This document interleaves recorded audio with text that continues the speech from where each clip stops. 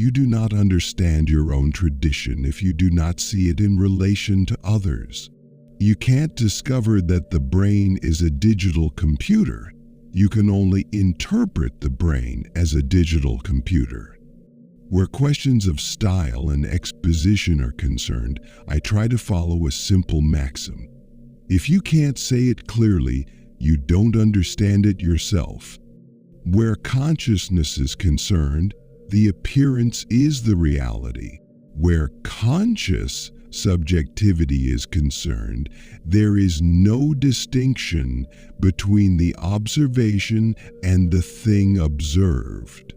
Whatever is referred to must exist. Let us call this the axiom of existence. Well, what does good mean anyway? As Wittgenstein suggested, good, like game, has a family of meanings. Prominent among them is this: one meets the criteria or standards of assessment or evaluation. We do not live in several different or even two different worlds, a mental world and a physical world, a scientific world and a world of common sense. Rather, there is just one world. It is the world we all live in, and we need to account for how we exist as part of it. There is no success or failure in nature. The reason that no computer program can ever be a mind is simply that a computer program is only syntactical, and minds are more than syntactical. Minds are semantical, in the sense that they have more than a formal structure. They have a content. The problem posed by indirect speech acts is the problem of how it is possible for the speaker to say one thing and mean that, but also to mean something else. Intentionality of the mind not only creates the possibility of meaning, but limits its forms. Nowadays, nobody bothers, and it is considered in slightly bad taste to even raise the question of God's existence. Matters of religion are like matters of sexual preference.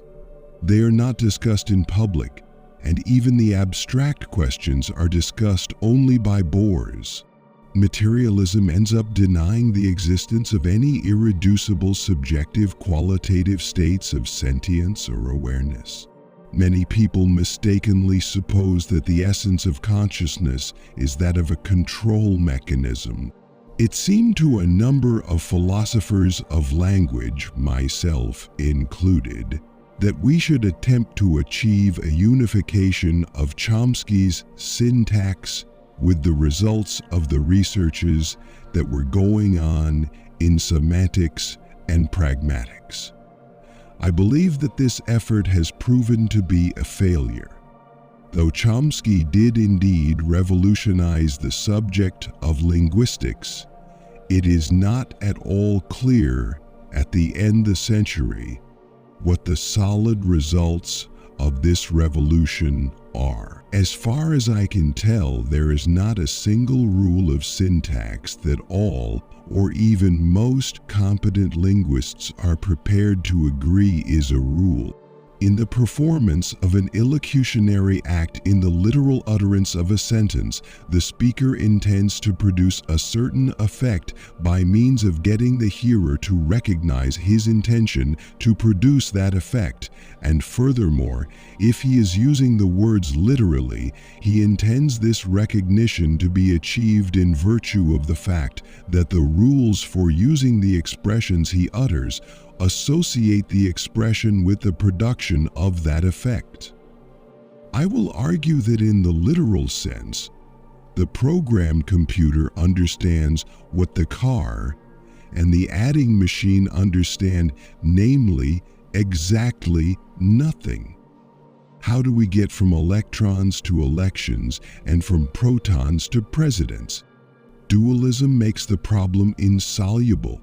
Materialism denies the existence of any phenomenon to study, and hence of any problem.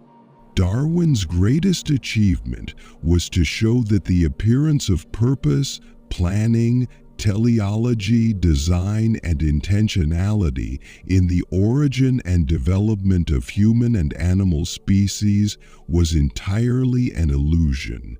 The illusion could be explained by evolutionary processes that contained no such purpose at all. But the spread of ideas through imitation required the whole apparatus of human consciousness and intentionality. Because we do not understand the brain very well, we are constantly tempted to use the latest technology as a model for trying to understand it. In my childhood, we were always assured that the brain was a telephone switchboard. Sherrington, the great British neuroscientist, thought the brain worked like a telegraph system. Freud often compared the brain to hydraulic and electromagnetic systems. Leibniz compared it to a mill. At present, obviously, the metaphor is the digital computer.